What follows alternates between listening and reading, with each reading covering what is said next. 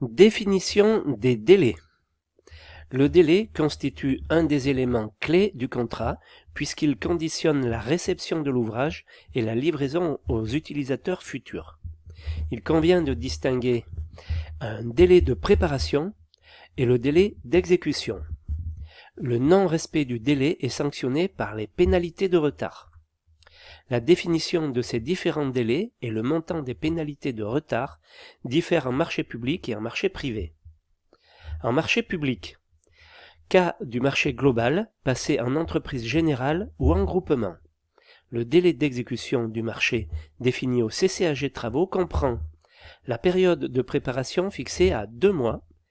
Celle-ci peut toutefois être modifiée sous réserve de mentionner cette dérogation dans le CCAP. Le délai d'exécution des travaux, y compris le repliement des installations de chantier et la remise en état des terrains et des lieux. Très important à noter. Le point de départ du délai d'exécution est déterminé par un ordre de service délivré par le maître d'œuvre et non pas la notification.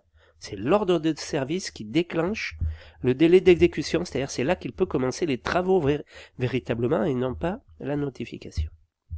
Cet ordre de service doit intervenir dans les 6 mois suivant la notification du marché. Le pouvoir adjudicateur doit notifier le marché à l'intérieur du délai de validité de l'offre. Les modalités de computation du délai sont précisées au CCAG Travaux. Alors, qu'est-ce que c'est que la computation des délais? C'est une opération de calcul des délais. Ceux-ci peuvent être calculés en jours, en mois, en années ou même d'heure à heure. Le jour, qui est le point de départ du délai, n'est en général pas compté. Le jour auquel se termine un délai peut ou non être compté. Lorsque le délai est franc, la formalité peut être accomplie le lendemain du jour déterminé pour le point d'arrivée du délai. Dans certains cas, les délais peuvent être suspendus ou encore être fixés par le juge. Voilà ce que c'est la computation des délais. Le délai commence à courir le lendemain du jour où s'est produit le fait qui sert de point de départ. Par défaut, le délai s'entend en jours calendaires. Le délai peut toutefois être fixé en jours ouvrés au CCAP.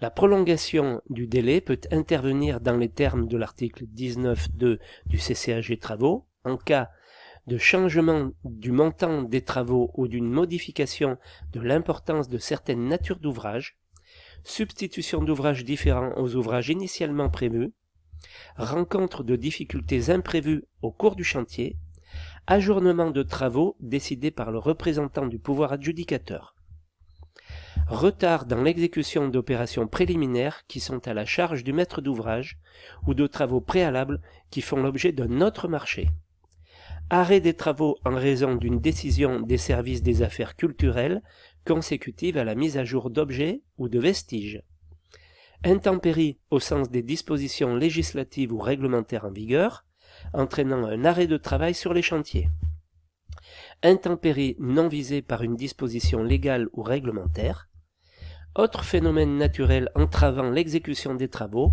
si le CCAP définit certains critères et leurs limites. Le non-respect des délais contractuels engendre l'application des pénalités qui sont prévues au CCAG Travaux. Cas des marchés allotis, le délai d'exécution des travaux incombant à chaque titulaire est fixé par le pouvoir adjudicateur.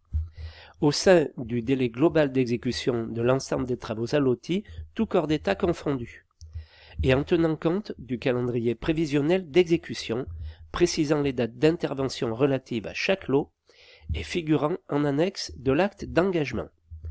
Le pouvoir adjudicateur confiera l'établissement du calendrier détaillé d'exécution au titulaire de la mission d'ordonnancement, pilotage, coordination. Les considérations à prendre en compte pour l'établissement de ce planning seront les suivantes: mise en évidence des tâches élémentaires à accomplir par chaque entreprise, coordination interentreprise, planification des tâches de la période de préparation, circuit de validation du plan, visa du maître d'œuvre, mesures SPS, intervention des sous-traitants. Mesures relatives à la coordination technique, la synthèse des plans d'exé et les réservations sur ouvrage.